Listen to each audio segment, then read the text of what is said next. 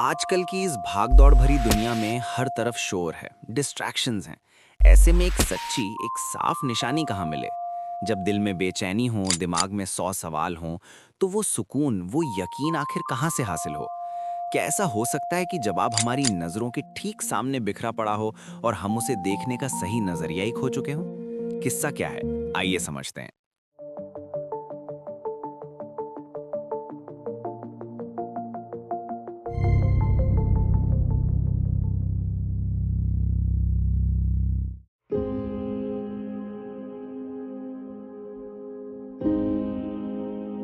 तो आज हम कुरान की एक मक्की सूरत सूरे अल जाथिया की शुरुआती आयतों की गहराइयों में उतरेंगे।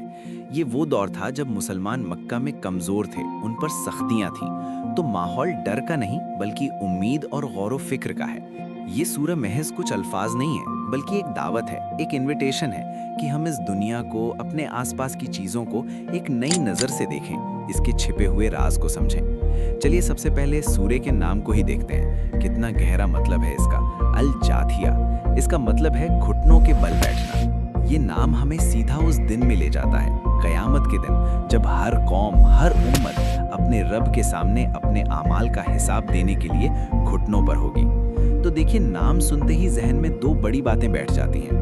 एक, अल्लाह की अजीम शान, और दूसरी, हमारी अपनी अकाउंटेबिलिटी, हमारी जवाबदेही। इस सूरे में जो एक और लफ्ज बार बार आता है वो है आयत। अब हम में से ज्यादातर लोग आयत का मतलब कुरान की एक लाइन ही समझते हैं, लेकिन इसका असली और ज्यादा गहरा मतलब है निशानी, या कह लीजिए साइन पोस्ट। जरा सोचिए, जैसे कोई बहुत बड़ा आर्टिस्ट अपनी पेंटिंग पर अपना सिग्नेचर छोड़ जाता है, बस वैसे ही कायनात में बिखरी ये आयतें भी उस बनाने वाले के वो डिवाइन फिंगरप्रिंट्स हैं, जो किसी बहुत बड़ी हकीकत की तरफ इशारा कर रही हैं।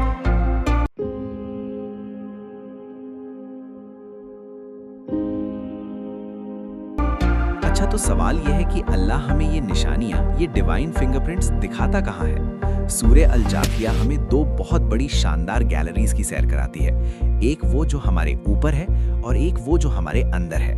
पहली गैलरी है मैक्रोकॉस्म, यानी ये पूरी कायनात, हमारे सिर के ऊपर फैला हुआ ये आसमान, ये अरबों खरबों सितारे, ये गैलेक्सीज। जरा एक पल रुककर सर उठाकर देखिए तो हर चीज एक हैरत अंगेज ऑर्डर और फाइन ट्यूनिंग के साथ चल रही है। अगर जमीन और सूरज की दूरी में जरा सा भी फर्क होता तो यहाँ जिंदगी का कोई वजूद नहीं होता। ये एक बहुत बड़ी, बहुत साफ निशानी है।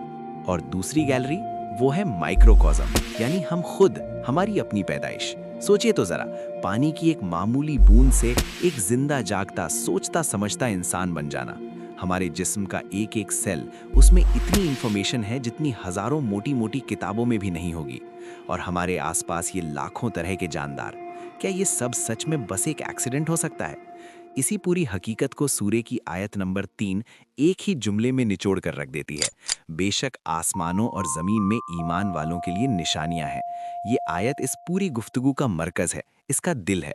लेकिन जानते हैं, जो इसका असल अरबी टेक्स्ट है ना, वो इस सीधे साधे तर्जुमे से कहीं ज्यादा ताकतवर, कहीं ज्यादा गहरा है। अब जरा अरबी जुबान का जादू देखिए कि कैसे एक छोटा सा जुमला अपने अंदर समंदर जैसी गहराइयां समेट लेता है। जो बात सच में दिलचस्प है वो ये है कि ये कोई हल्का फुल्का बयान नहीं है। अल्लाह यहाँ ये नहीं कह रहा कि हाँ शायद कुछ निशानियां हैं। नहीं, ये एक जोरदार ऐलान है, पूरे यकीन के साथ किया गया एक ऐलान है कि निशानियां हैं और इसमें शक की कोई गुंजाइश नहीं है। इस ऐलान में जोर देने के लिए 3 लेयर्स हैं। सबसे पहले आयत शुरू होती है इन्ना से, यानी इंडीड, बेशक। ये ऐसा है जैसे बात शुरू करने से पहले ही टेबल पर हाथ मारकर कहा हो कि सुनो, ये बात 100% पक्की है। फिर आता है ला आयात। इसमें जो ला है ना, वो इस बात पर जोर देता है कि निशानियां सिर्फ हैं नहीं, बल्कि बहुत सारी हैं और एकदम साफ हैं, क्रिस्टल क्लियर। और फिर तीसरा लिल मुमिनीन, मतलब निशानियां तो सबके लिए बिखरी पड़ी हैं, लेकिन उन्हें देखेगा कौन, समझेगा कौन? वही जिसका दिल खुला हो, जिसका जहन गौर करने के लिए तैयार हो, जो वाकई हकीकत की तलाश में निकला हो। तो इस सारी जानकारी का, इस गहरे विश्लेषण का हमारी रोजमर्रा की जिंदगी से क्या ताल्लुक है? हम इसे अपनी जिंदगी का हिस्सा कैसे बना सकते हैं? क्योंकि बात सिर्फ इन चीजों को इंटेलेक्चुअली जानने की नहीं है, बल्कि इनसे कनेक्ट करने की है। एक बात हमेशा याद रखिए, ये कायनात, ये आसमान, ये जमीन, ये सब मंजिल नहीं है। ये तो बस साइन पोस्ट्स हैं, रास्ते में लगे वो मील के पत्थर हैं जो हमें बनाने वाले हमारे खालिक की तरफ ले जाते हैं। हमें बस इन इशारों को पढ़ना सीखना है। इसके लिए एक बहुत ही आसान सा अमल अपनी आदत में शामिल किया जा सकता है। 3 स्टेप्स हैं। पहला, पॉज, दिन भर की भागदौड़ से कुछ पल के लिए रुक जाइए। दूसरा, ऑब्जर्व, किसी एक चीज को ध्यान से देखिए, आसमान का बदलता हुआ रंग, किसी पौधे का पत्ता या अपने ही हाथ की लकीरें।